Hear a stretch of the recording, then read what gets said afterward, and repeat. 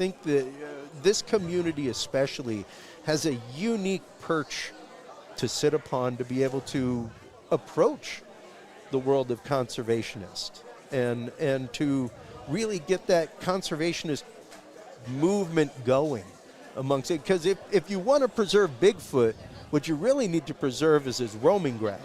Right, yeah. You know? That's Because true. if you want to talk about it being a problem, it's going to be a real problem. We encroach too far, and now Bigfoot's digging through the dumpster in the local Quickie Mart. Yeah. You know, as a bear is prone to do when you get too close and you provide a whole bunch of food in a bucket. Well, there have been accounts of them digging through dumpsters. Absolutely. So, yeah. Because, well, much like any animal, especially one, as you've been on the show with me before, I hold the fact that it is likely, much like any good bear, it may hunt on occasion, may fish on occasion, probably ain't going to take any large game because that's just dangerous to it.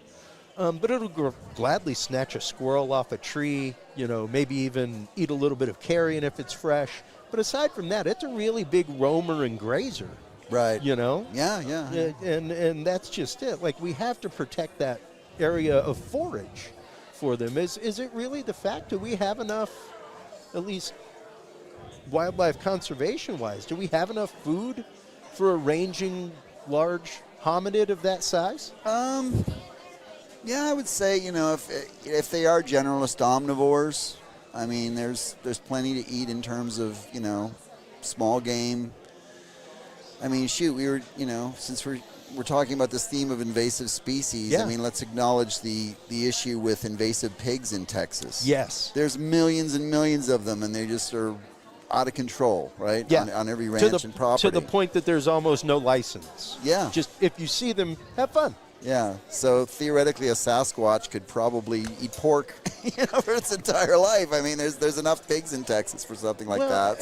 And that brings something up because you do, on occasion in groups on social media, see images of a torn carcass of a pig, things like that. There was specifically one that made the circles a couple years ago. I believe it was out of Australia, saying a Yowie did this. I always found it odd because there was not a lot of blood on the scene. You think if you ripped a hog open, there'd be blood everywhere. I've gutted a hog. There tends to be a little bit of blood, even if you're doing it right. Much less if you rip one asunder.